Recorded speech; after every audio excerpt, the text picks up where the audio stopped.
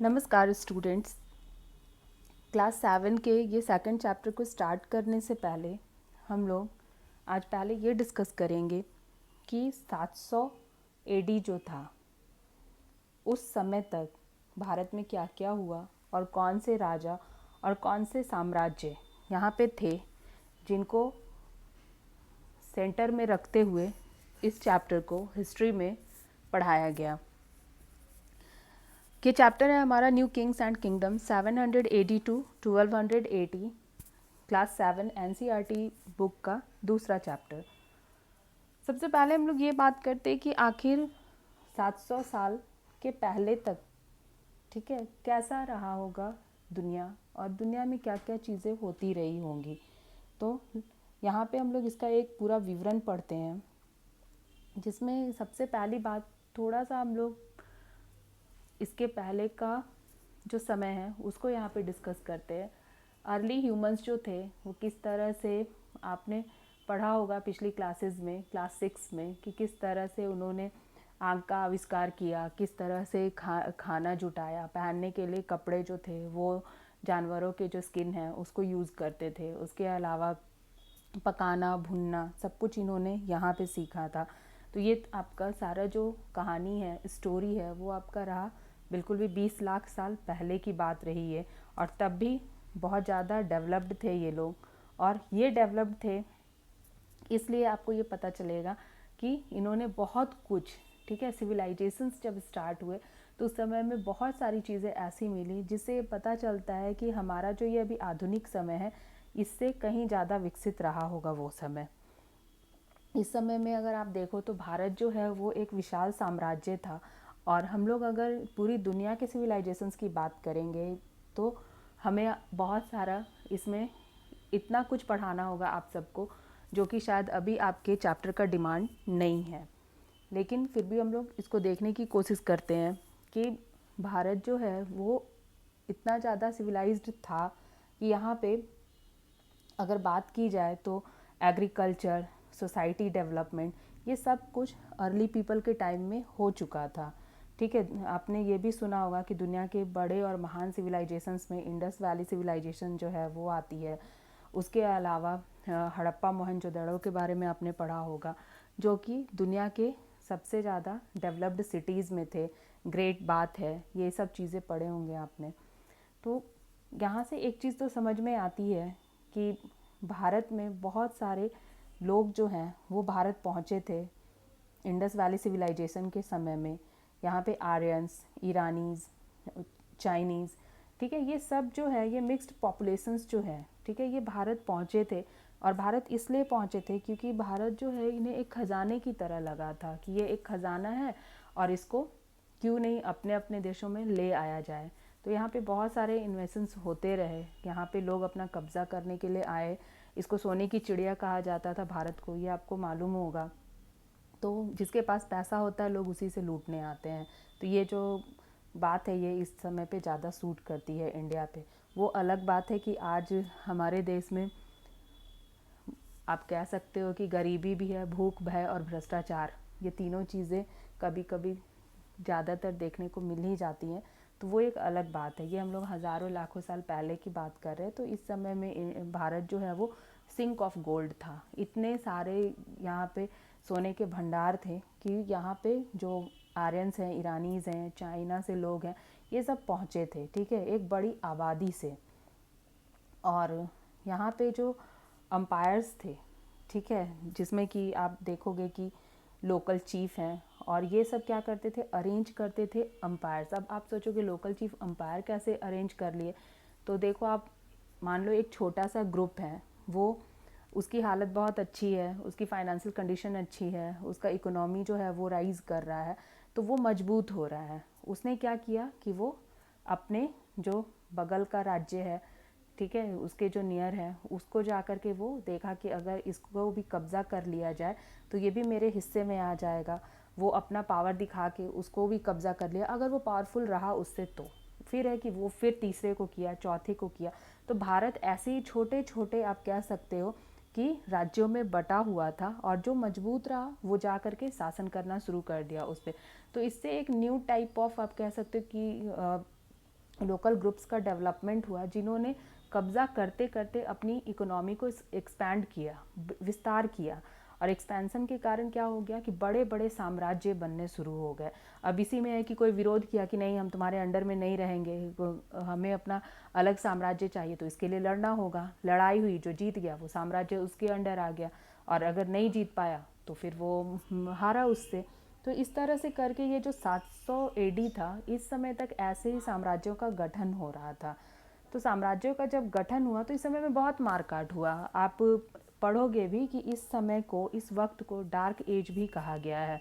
बिल्कुल भी ये काला युग रहा, क्योंकि मारकाट हो रहा है, तो ये कहीं से भी अच्छी बात तो रही नहीं। तो जो लोकल चीफ्स हैं उन्होंने बहुत मारकाट मचाया, और तब जा कर के एक अरेंजमेंट हुआ एम्पायर्स का। फिर इस समय तक और क्या क्या चीज़ें हो चुकी थी। तो सनातन जो है, ठीक है, इसका एवोल्यूशन हो चुका था। ये आपका हिंदुइज़्म में कन्वर्ट होना शुरू हो गया था। किस तरह से? तो बिल्कुल भी ये सिविलाइजेशन का जो वो धागा है, ठीक है, वो जो माला बनाई जा रही थी, तो वो यही माला थी, हिंदुइज़्म की माला थी। ये काफ़ी, आप कह सकते हो कि शांति परस्त लोग थे। इस समय में वेद लिखे गए, जो पहला जो वेद लिखा गया ऋग्वेदा, उसके बाद में फिर और भी जो 3 वेद हैं वो लिखे गए। उपनिषद का निर्माण हुआ। बहुत सारी जो कह सकते हो कि धार्मिक जो ग्रंथ हैं वो लिखे गए। वेद, पुराण, ग्रंथ, उपनिषद, इन सब का यहाँ पे निर्माण होना शुरू हुआ। तो ये एक धागे की तरह थी, जिसने बताया कि शांति से इस दुनिया को चलाया जा सकता है। और सनातन जो है वो अब हिंदुइज़्म के रूप में लोगों के सामने आया। और इसी समय में आप कह सकते हो कि ये थ्रेड आगे बढ़ा, और तब जाकर के जैनिज़्म और बुद्धिज़्म जैसी जो रिलीजन्स हैं इनका भी डेवलपमेंट हुआ। तो ये जितने भी धर्म हैं, इन्होंने यही सिखाया कि शांति से जीवन व्यतीत करना चाहिए, इंसान को इंसान के प्रति दया भावना होनी चाहिए, और धर्म का प्रचार प्रसार होना चाहिए। तो वक्त आप देखोगे तो मिला जुला करके अच्छा ही रहा था। तो हिंदुइज़्म जब यहाँ पे आया तो इसमें रिचुअल्स थे, ठीक है, और हर एक रिचुअल के पीछे रीज़न था, ठीक है। कार्य अगर हो रहा था तो उसका कारण भी था।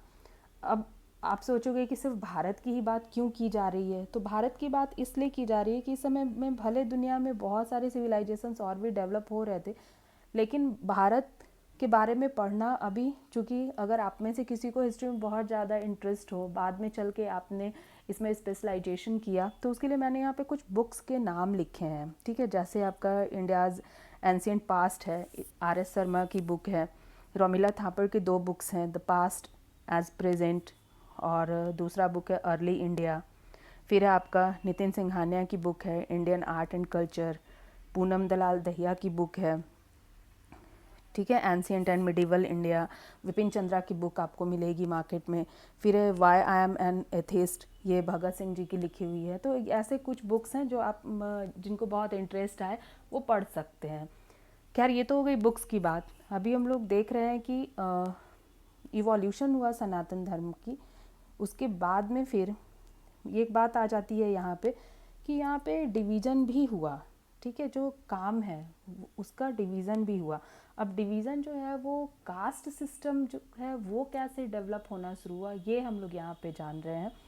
कि जो लोग अब जिनको पसंद है, ठीक है, जो युद्ध में जाना चाहते हैं, जो बिल्कुल भी कह सकते हो कि स्ट्रांग, मजबूत होकर, और चाहते हैं कि जब दूसरे किसी भी साम्राज्य से, कुनबे से लड़ाई हो तो वो उसमें एकदम ही एक्टिव पार्टिसिपेंट हो सके, ठीक है, तो एक्टिवली पार्टिसिपेशन कर सके अपना, तो वो लोग आर्मी ज्वाइन करते थे। अब जिनको व्यापार में मन लगता है वो ट्रेडिंग में चले जाते थे। कुछ थे जिनके पास की जो कि लिखना पढ़ना अच्छा जानते थे, जिनको उसकी समझ होती थी, या फिर उसमें जिनको ज्ञान पाना है, तो वो लोग नॉलेज की तरफ बढ़ते थे। और जो लोग अब है कि कूड़ा कचरा साफ़ कर रहे हैं, जो जानवर मर रहे हैं उनको, उनके लाश को दफना रहे हैं, तो ऐसी चीज़ें जो कर रहे हैं वो मैनुअल में आ जाते थे। तो इस समय में कास्ट सिस्टम जो है वो बहुत फ्लेक्सिबल था। आप जो काम कर रहे हो आप वो हो जा रहे हो। जो उस ग्रुप का आप हिस्सा हो जा रहे हो। तो कास्ट सिस्टम की अगर बात करें हम लोग 700 AD तक, तो इस समय में फ्लेक्सिबिलिटी अच्छी थी। ये नहीं था कि तुम ब्राह्मण के घर पैदा हुए तो ब्राह्मण ही कहलाओगे और तुम अगर शूद्र के घर पैदा हुए तो तुम शूद्र ही कहलाओ, ऐसा कुछ भी नहीं था। इस समय में फ्लेक्सिबल था कास्ट सिस्टम, आपको जिस चीज़ का ज्ञान है आप उस कुल के हो गए। तो इस समय में अगर आप देखोगे तो कास्ट सिस्टम जो है उतनी ज़्यादा रिजिड नहीं थी। और हिंदुओं के एक बहुत बड़े गुरु जो हुए, ठीक है, जिनका नाम था आदि शंकराचार्य, तो उन्होंने सनातन धर्म के प्रचार प्रसार के लिए और सनातन धर्म को लोगों तक, ठीक है, पहुंचाने का इनका बड़ा योगदान है इस चीज़ में। तो कह सकते हो कि ये बहुत ज़्यादा पूजनीय है सनातन धर्म के हिसाब से।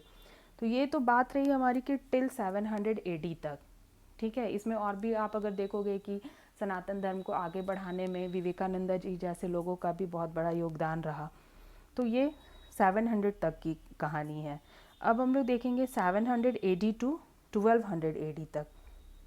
तो कहा गया है कि जो सिविलाइजेशंस हैं, ठीक है, वो तो इंडस वैली के बारे में हम लोग जाने, लेकिन अगर इन और अलग अलग सिविलाइजेशंस की बात करें तो ये टाइम ऐसा था जिस समय में कि होड़ मची हुई थी, ठीक है। किस चीज़ की होड़ मची हुई थी? तो दूसरे को कॉन्कर करने की, ठीक है, कब्जा करने की। तो ऐसी चीज़ें भी हो रही थी इस समय में, डार्क एज इसीलिए कहा गया है, ठीक है। तो इस समय में लोग जो है वो एक सिविलाइजेशन को क्रॉस करके दूसरे के पास पहुंच रहे हैं, उसको लूटपाट करने का काम कर रहे हैं, मार काट हो रहा है। तो यहाँ पे ये चीज़ें बहुत ज़्यादा हुई थी 700 AD से लेकर 1200 AD तक, लगभग 500 सालों तक। तो आप सोच सकते हो कि 500 साल काफ़ी लंबा टाइम है और लोगों को बस क्या करना है? दूसरे पे कब्जा करना है। तो हम लोग अगर भारत के अंदर की बात करें तो यहाँ पे न्यू एम्पायर्स जो हैं, जैसे कि नॉर्थ वेस्ट इंडिया है, north east India, north India और साउथ इंडिया, तो इन जगहों पे काफ़ी बड़े बड़े जो एम्पायर्स हैं वो डेवलप हो रहे थे। जैसे आपने सुना भी होगा, नंदा डायनेस्टी है, फिर मगध एम्पायर है, मौर्यन डायनेस्टी है। तो ये चीज़ें जो है वो मौर्यन एम्पायर जो है, ठीक है, तो ये चीज़ें डेवलप कर रही थी।